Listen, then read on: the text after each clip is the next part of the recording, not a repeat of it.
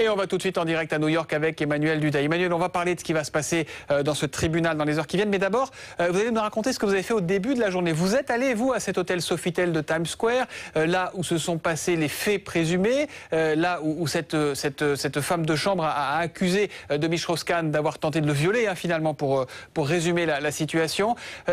Les policiers sont restés sur place un bon moment et ils ont fait des prélèvements. On est pratiquement comme dans une série télé. Là, on cherche les traces ADN, on cherche les preuves. C'est ça ce qui se passe là-bas. Oui, effectivement, c'est très bien résumé, Thomas. J'y suis allé à un moment peut-être un peu entre deux eaux. C'est-à-dire que je suis peut-être arrivé un tout petit peu tard à l'hôtel, mais quand je suis arrivé, c'était aux alentours de 11h heure américaine. Il n'y avait pas un mouvement extrêmement important. Il y avait quelques télés européennes, quelques radios européennes, et principalement françaises, qui venaient ici à l'hôtel Sofitel de Times Square, en plein cœur de Manhattan, ici à New York, qui venaient essayer de voir la situation. Mais on pouvait rentrer dans l'hôtel. Des clients prenaient, j'ai envie de dire, tout à fait normalement, par exemple, des taxis pour en sortir. En revanche, il y avait effectivement ce gros camion de la police new-yorkaise juste devant l'entrée du Sofitel de Times Square, ce qui laissait vraiment penser, comme vous l'avez fort bien décrit, Thomas, une série policière. On a également appris par le biais de la police et des informations qui ont pu être données que deux policiers, semble-t-il, ont véritablement examiné pendant de très longues heures la chambre et la suite occupée par Dominique Strauss-Kahn, une suite à $3000 la nuit, et ils ont, semble-t-il, fait des prélèvements, et tout ça, ce sera important également pour la suite de l'affaire.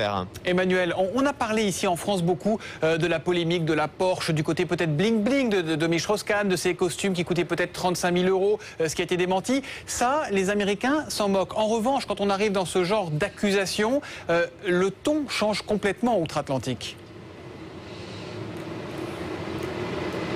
Effectivement, vous savez, c'est assez symbolique. Il y a des Américains qui viennent ici voir ce qui se passe. Alors, parce qu'il y a quand même pas mal de télévision et donc du coup, ça attire un petit peu la foule. Alors, pour ceux qui connaissent New York, on est dans le sud de Manhattan, dans le quartier qui est pas très loin du début du pont de Brooklyn. Et quand on parle avec les Américains, on leur dit: vous connaissez Dominique Strauss-Kahn? Ils nous disent: Dominique qui?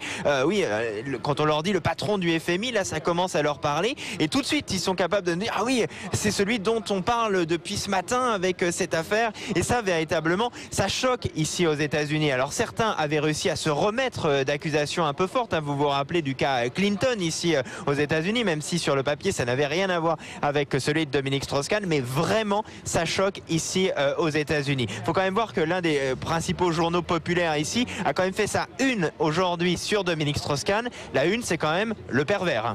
Évidemment. Dernière question, il va comparaître, donc Dominique Strauss-Kahn, a priori il ne sera pas menotté, il n'a pas été menotté tout à l'heure. Est-ce qu'on peut imaginer qu'il parte, je ne sais pas, en prison ce soir? Est-ce que c'est une hypothèse qui est crédible ou est-ce que ça, il faut complètement l'effacer, c'est pas ça ce qui va se passer? A priori, c'est pas l'hypothèse privilégiée, mais on ne peut pas à 100% l'exclure. Logiquement, ce qui doit se passer, déjà, on attend Dominique Strauss-Kahn. On nous avait dit qu'il serait vers midi, 13h heure américaine, c'est-à-dire 18h, 19h heure française. Ce sera plutôt aux alentours de 17h heure américaine, c'est-à-dire maintenant encore d'ici quelques heures. Dominique Strauss-Kahn est toujours au commissariat d'Harlem, commissariat spécialisé dans les affaires de mœurs, où il est entendu depuis qu'il a été arrêté dans cet avion Air France.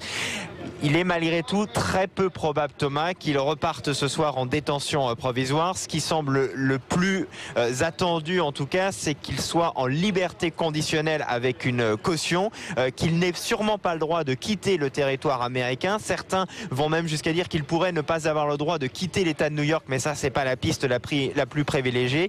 Il pourrait être amené à donner son passeport, tout en sachant que ça va se passer vraiment très très vite, quand il va être là auditionné derrière nous d'ici quelques minutes.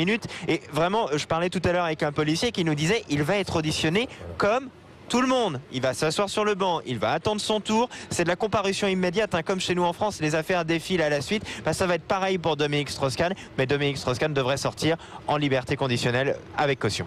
Et bon, on suivra tout ça en direct avec vous, évidemment, Emmanuel Dutheil. Olivier Mazerolle, on sait que les Français, l'opinion publique française, les électeurs français, puisque